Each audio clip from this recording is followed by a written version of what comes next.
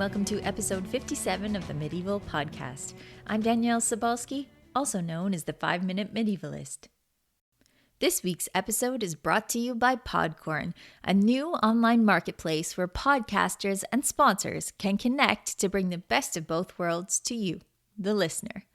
Sponsors upload information about themselves, who they are, what they care about, and what they offer.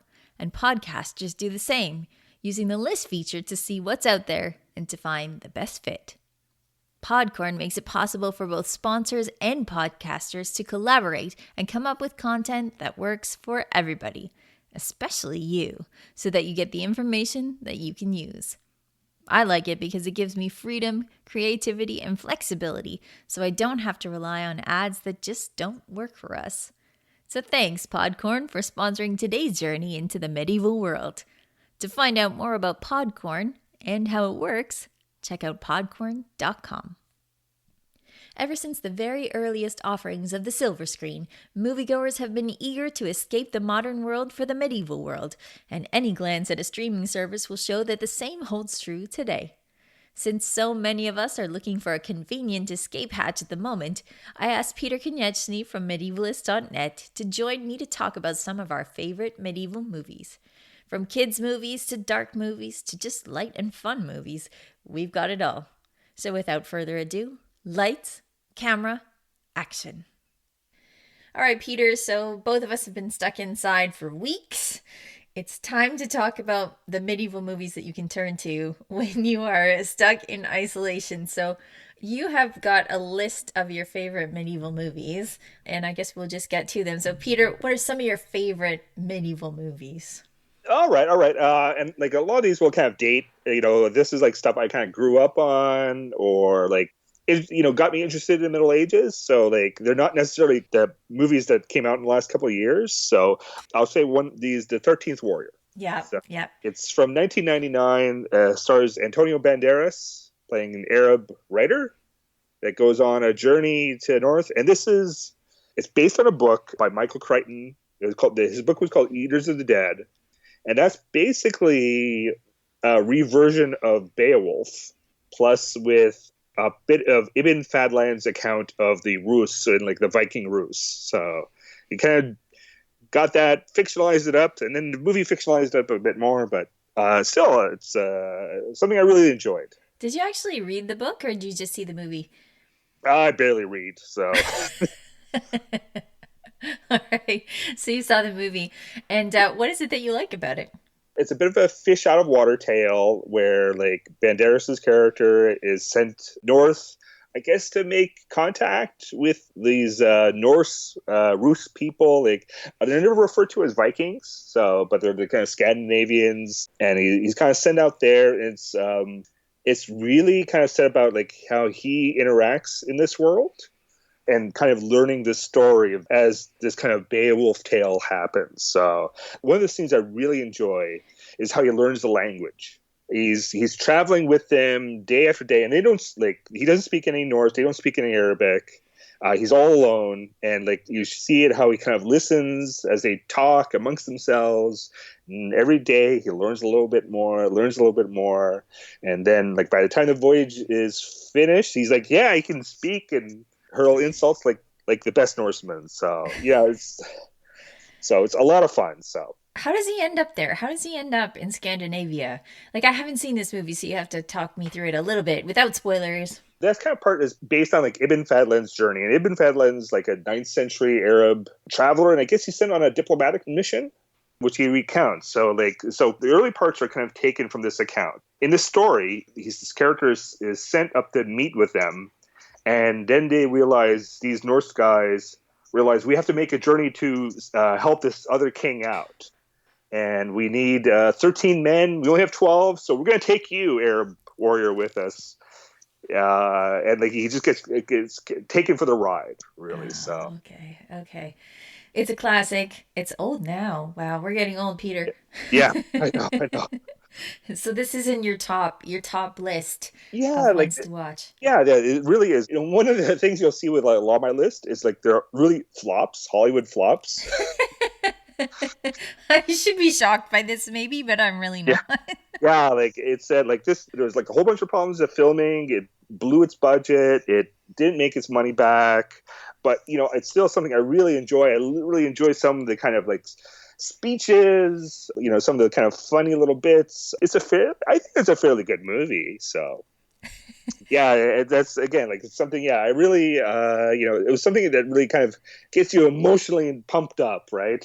Fighting that. If it's based on Beowulf, there's some really kind of interesting ways how they, present Beowulf, like how they spread Grendel and Grendel's mother.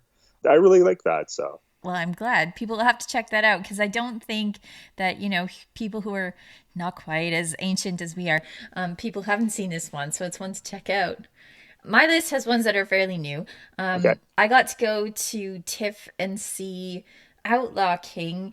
I'm mentioning it not because it's my favorite movie, but I figure we should talk about the more yeah, recent releases. And you know what? This one was really, it was beautiful to look at. And I felt like people were getting more of the sets and props right. And that's something that you don't see very much. And they also got their history better than Braveheart. But I did find it was like kind of dour and dreary in the way that a lot of medieval movies are. So I figured I should mention I did see it at TIFF and it is beautiful. It's beautifully shot. And I think if you're from Scotland, you're really going to feel it in the way that the entire world felt Braveheart, yeah, just like feel it. I just figured I should mention this one. But a lot of the movies that are on my list are ones that tend to go towards fantasy because I spend my days in the medieval world, and so when I'm off the clock, I don't want to look at like really dirty, violent, gritty depictions of the Middle Ages because that's not how I see it.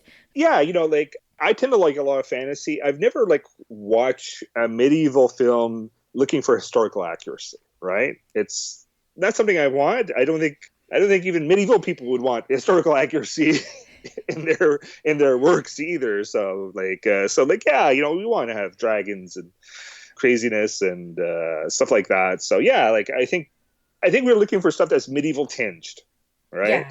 Okay. So you don't care if they get the details right? No, not like I care more that the plot is good, and I think the characters make sense. What they makes it like everything kind of makes sense in the world, right? I've come to expect that you can't make a really historically accurate medieval film just because the characters would not relate to like we would not relate to like a 14th century character and how their worldview and what they think is right and wrong. You I don't know, know. I don't know. I'd like to see the new Sir Gawain movie that's coming out because I do think that he's relatable. Gawain is relatable. I mean, I was talking about him, but I'd like to see that and see if they do get close to kind of a 14th century idea because I think we can relate to them on a human level. Peter, that is my bread and butter that we can relate to these people on a well, human level. well, we can, but like, can like a mass audience relate to Gowan's ideas of loyalty or like not having the woman, right? Avoiding that temptation, right? Those kind of things, like where the original Gowan's going to have things that he says is that's my core values. Those core values don't like hold up in 21st century, right? Well, Like, they may not hold up in a lot of medieval movies. That's true. yeah. Because even the most religious people in medieval movies are always lopping off heads. So I went on Netflix and I looked up medieval, and the first thing I should say is that it listed Outlander, which I raved about on Twitter the other day, which I think is unfair, and Gladiator as well. But they did have a lot of them, and I haven't seen the movie Pilgrimage, so I watched the trailer for that, and like there's priests who are lopping off people's heads and stuff. So I think that, yeah, in that way, we're not making movies that really get at the same culture, especially in religious terms. But anyway, you had a movie on your list. It says The Secret of Kells. Now, is this a movie that gets at that sort of religious aspect of things? Because I have not seen this one.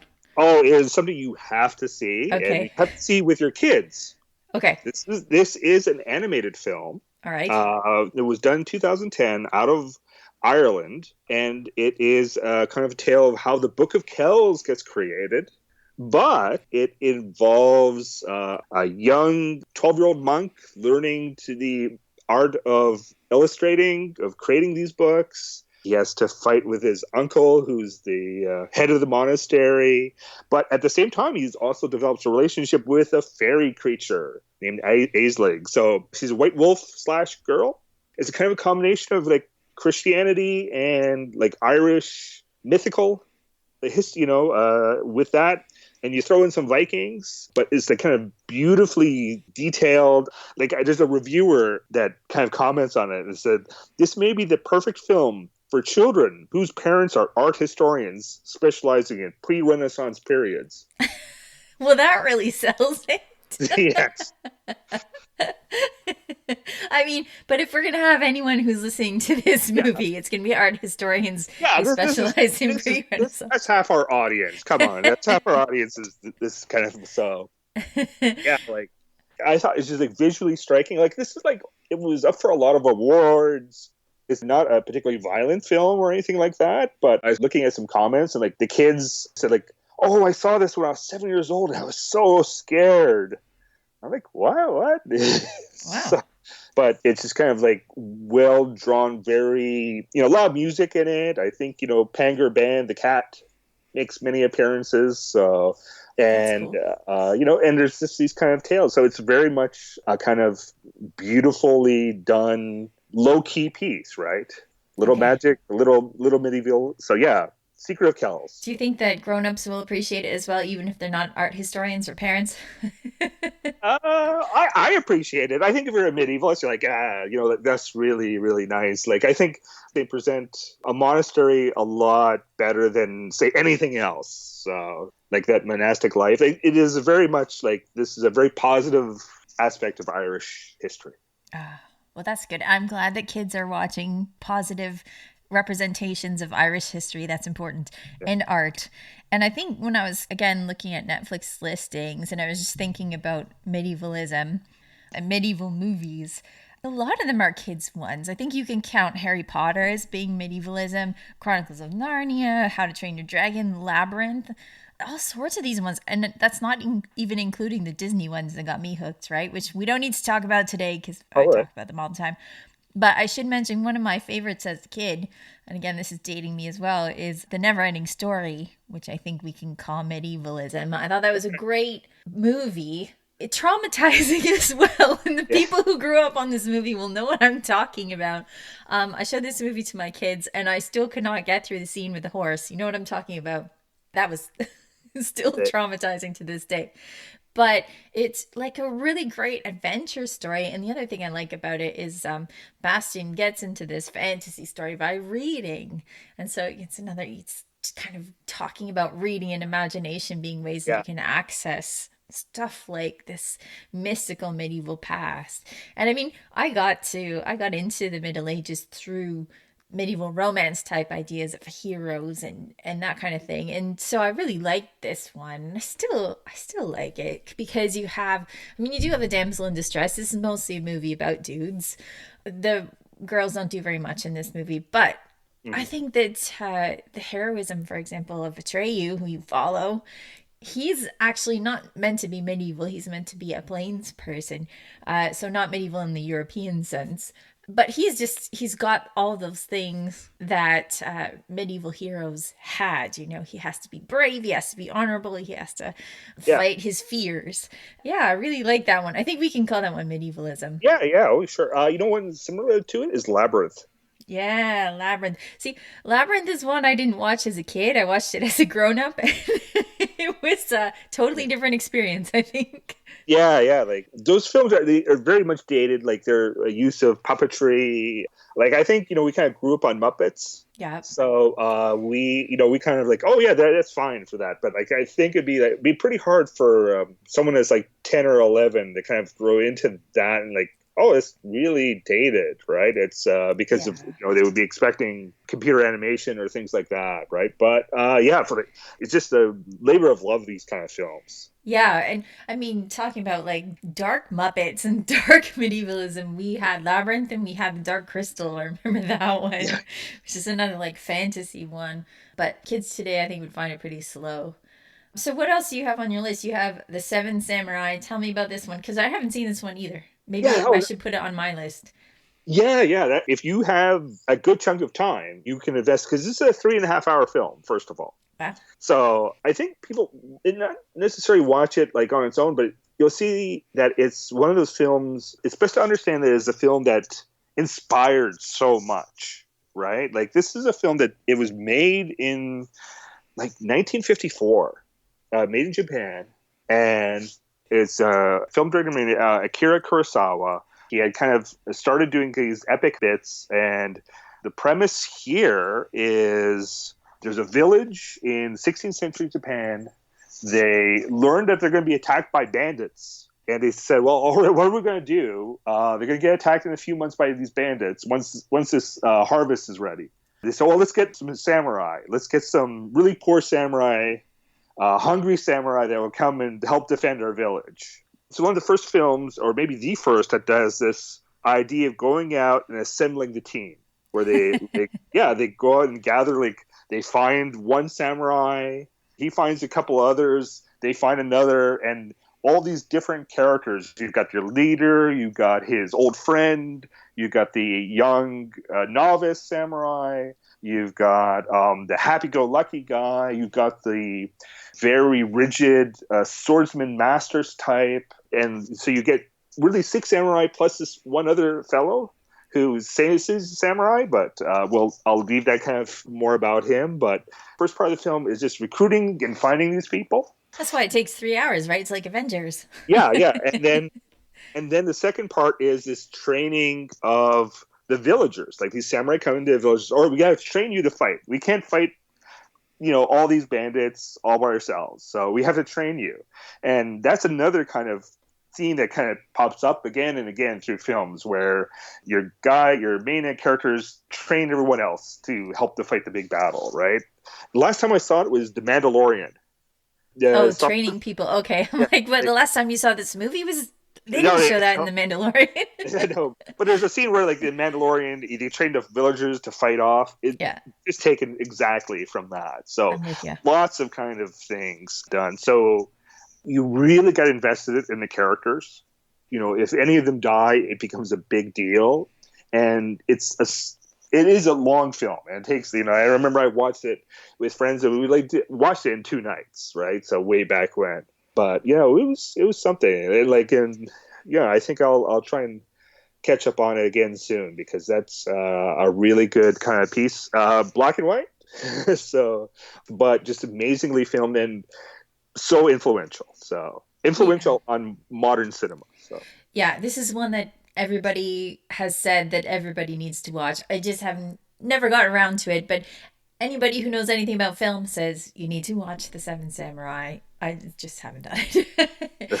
Yeah, it's epic, right? Yes, yeah, epic. One of those, like, hey, big film buff, you want to watch all the great films, that's like going to be on your list. Yeah, it makes all the lists of films you need to see before you die. And happy to have it on our list of stuff to watch while we are in quarantine. Okay, so speaking of long movies, we have to talk about Lord of the Rings. I think because that is what brought a lot of people into our fold, It's getting to be old now when you think about it. I try not to think about it, but it's what brought a lot of people to the field now. And I am not one of these people who is so in love with Tolkien that I have to hate this movie or the 3 movies. I actually really like them, and I like them, again, more for the visuals, maybe. And actually the performances were really good in it as well. Ian McKellen, he's perfect, for example. And I think that there's just so much to like about Lord of the Rings. Again, you have to kind of stop being anal about things. You can't be like, we're forgetting things from the book, because, the book is hugely long, all 3 of the books. But it's just such a beautiful film, and it's based on the art of people that have been creating around these books for so long. And yeah, I just really like them. And if we're going to get into medievalism, I think, and this is something that I've told students before, you rarely get such a good representation of medieval warfare. It came out long before Game of Thrones, but then Game of Thrones kind of built on that. But you didn't get to see things like siege towers or trebuchets before this, or how you'd put together a medieval siege. And so that was kind of exciting when you're studying the Middle Ages to see this happen in these movies beyond the story, beyond all that stuff. Are you one of the people who is okay with this movie? Or are you one of the haters? Where you stand on No, Lord of the Rings? I love this set. Like, and I remember, like, I was again big fan of Tolkien. I read Lord of the Rings when I was 13, and I appreciate, like, this was a movie they put a ton of money into making it, which really results in like great scenes. Like, you have one of the sieges lasts like an hour, I believe, right? It lasts a really long time, which is Eh, great because it's so suspenseful. And if we're talking about the one at Helm's Deep, right, the one from the Two Towers, it's really suspenseful in the book, and it lasts for a while, and you really get that sense of kind of claustrophobia and waiting, which I think probably came from some of Tolkien's own experiences. But what were you saying about the siege? yeah, no, I think like it was so well done that you have to appreciate as like this is how you can imagine a medieval siege being portrayed as fantasy, right? Where everything is out there. You just have massive amounts of people getting killed. So, Yeah, yeah. but for a medievalist, like Tolkien is a medieval scholar, so you have those connections. So it's like one of those films where, as a medievalist, you can appreciate a bit more than other kind of fantasy films, right? Yeah. And like, because we've always, like, on medievalist.net, we've always been kind of like, oh, here's some more Tolkien stuff. Here's like connections of how Tolkien drew on these Norse or Old English to tell his story. So you can appreciate on that level too. Mm-hmm. Mm-hmm. I have to say that I did like Lord of the Rings. I liked all three of them. I might have liked the Two Towers the most, probably for the reasons I'm talking about. It was really interesting to watch that and very suspenseful, like I said. But I didn't really like The Hobbit. I really didn't think that needed to be three movies. Yeah, And I really didn't think they needed to like turn everything up to 11. You know what I mean? yeah. So in case people think that, I just love everything medieval fantasy, I really enjoyed Lord of the Rings. I really didn't enjoy The Yeah, Hobbit very much. but like, yeah, I think if you've read the books, The Lord of the Rings is an epic tale. The Hobbit is not. The Hobbit No. is essentially a kid's book. Yeah. And like I read that like before. I read like a couple years before I read The Hobbit. So I'm what, 11, and here we're going to try and make the Hobbit into like a massive battle. Like, just doesn't really work. So Yeah, I wasn't a big fan of that one. But I did like Lord of the Rings. I'm sorry if there are people who are purists and will get angry at me for not having like Tom's songs in there, but I did enjoy that one. well, we're gonna have this now. We're gonna have this comparison because there's going to be the Lord of the Rings series through Amazon. I believe Amazon's the one creating it. I think I'm not sure when it's going to come out. Maybe in a year or two. Well, Uh, yeah, uh, maybe delayed now. yeah. But it will be interesting. Like, to me, I don't think like it's too early to have another co-ed to Lord of the Rings. But I think we'll so. see what they do. Like, will they basically follow the book? So we have Dom Bombadil. Yeah, I know. Like. It's going to be hard to surpass that artwork, that was done, and that they really based Peter Jackson's films really based it on. And yeah, it'll be interesting to see. But yeah, it might be too early. I don't know. Or maybe we're just old and the next generation needs a new Lord of the Rings. Okay, so getting back to more realistic stuff. On the last one on second last one on your list is Timeline. So you're back to Michael Crichton again. Yeah, no, I wouldn't say this is realistic. So Well, okay, it's not fantasy though. no, yeah. It's this one might one for like cheese. Yeah, okay. So we've got a film. It's from 2003. Stars a young Paul Walker, a Gerard Butler. So the premise is there's a high tech company out there that was like working on developing like 3D printing technology, something like that. But they were able to create a time warp that actually sent people to a very specific time in 1357 and send people back by accident. For some reason, they're not able to get them back, so they decided to get the son of one of them and his medieval archaeological team. Yeah.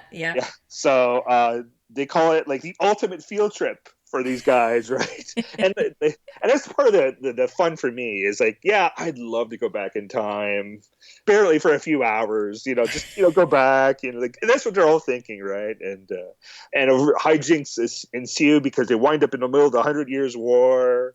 So it's not a particularly well acted movie, or a bit of the plot is set in like the modern times, obviously. So, evil corporate raider type.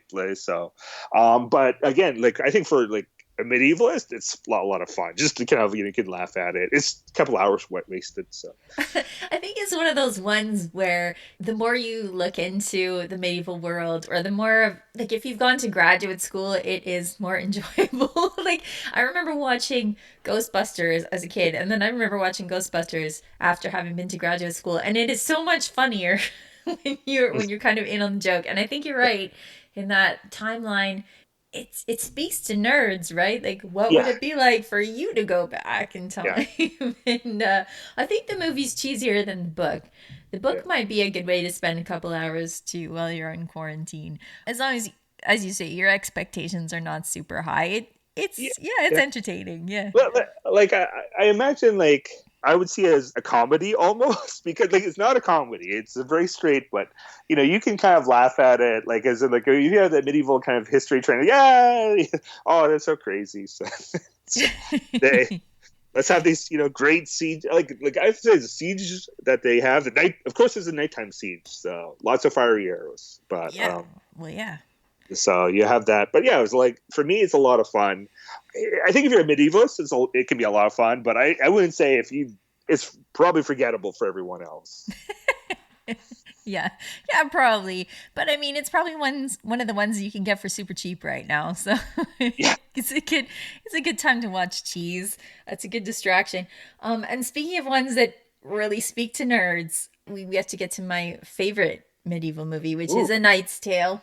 Yes. I love this movie, and every time I see it, I love it more. And I look at medievalists online, and they all love this movie.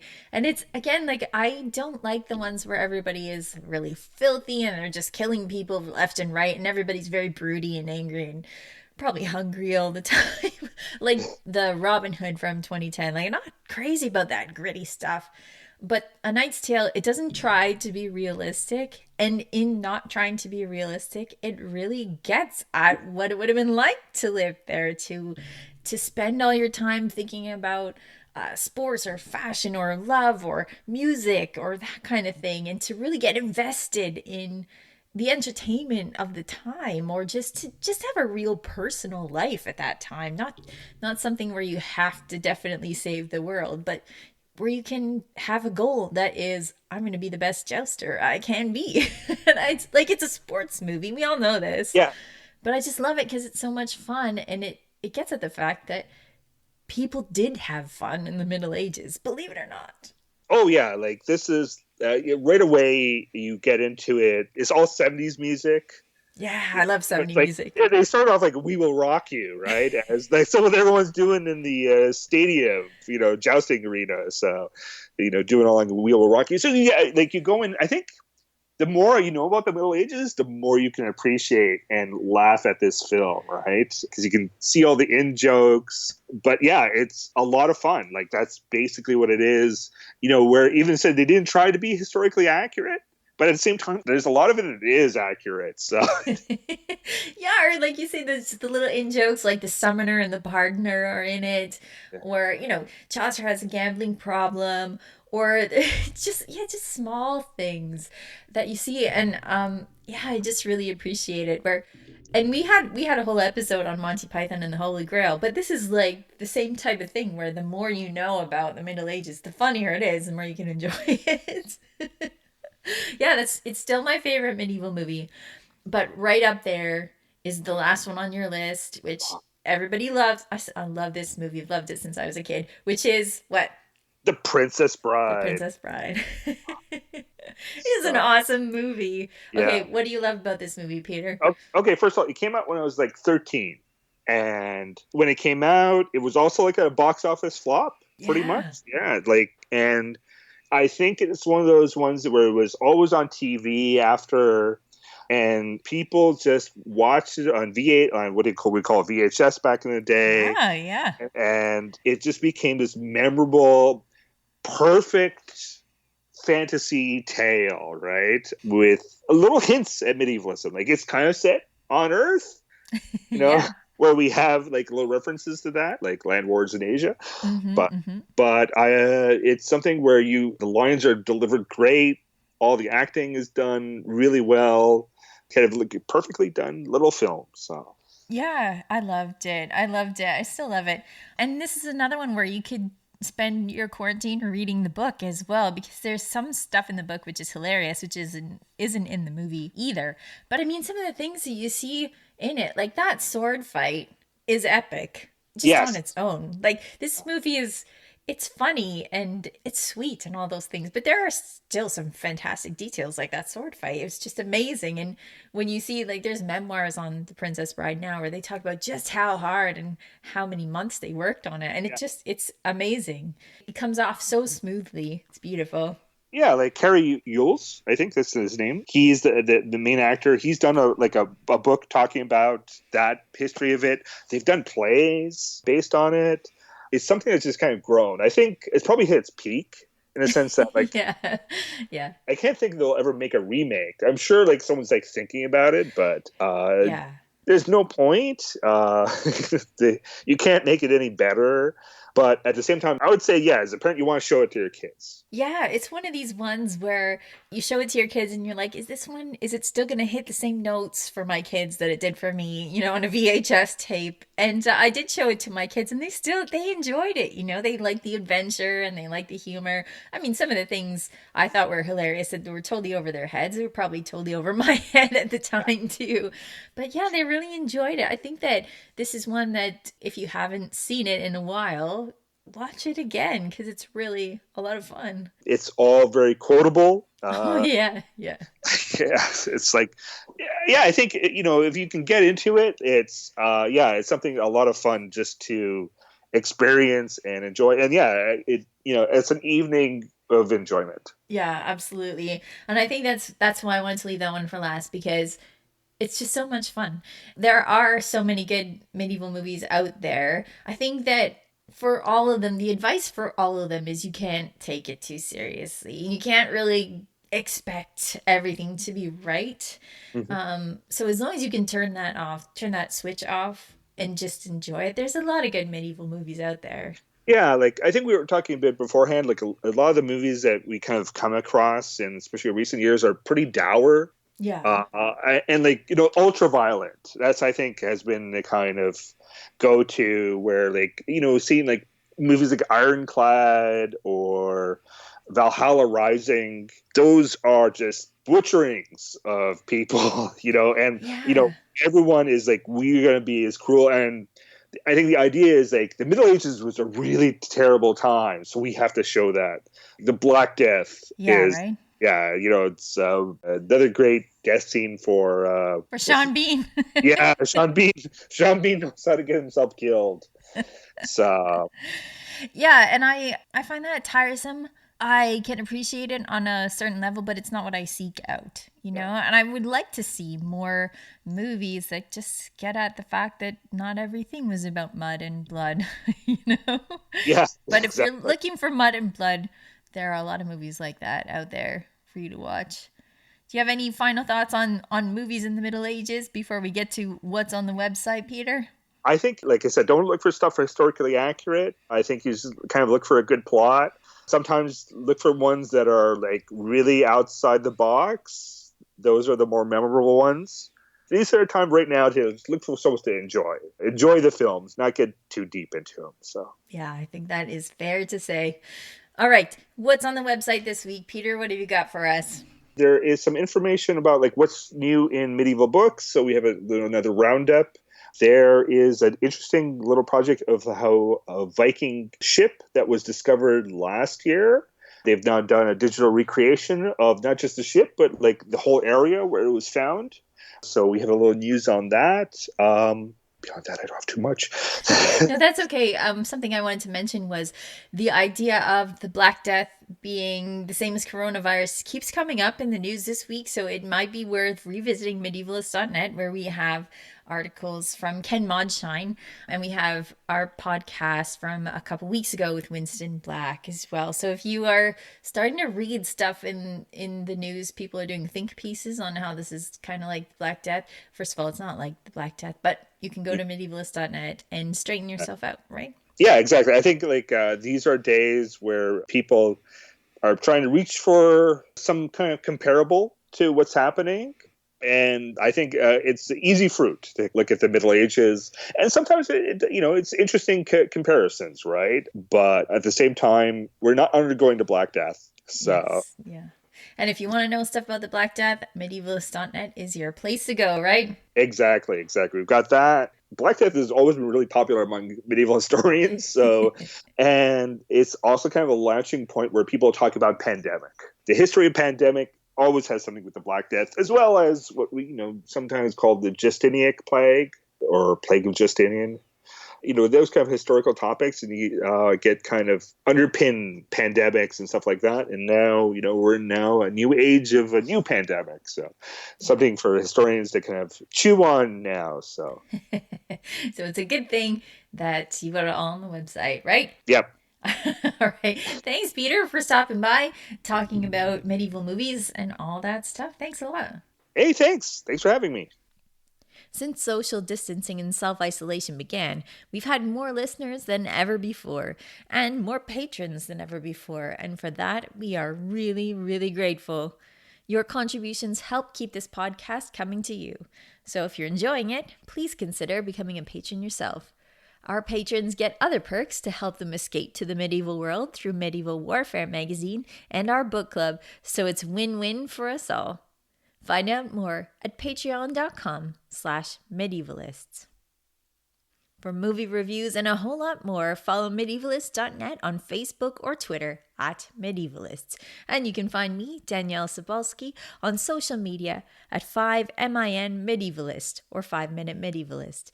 And if, while watching your favorite medieval movie, you have a question about what life was really like, you're in luck because I've written a book just for you. It's called Life in Medieval Europe, Fact and Fiction, and it's meant to scratch all those little itches of curiosity you get while watching medieval movies. You can find it and my other books on Amazon or through your local bookstore. Our music is Beyond the Warriors by Geefrog. Thanks for listening and for escaping the real world with me.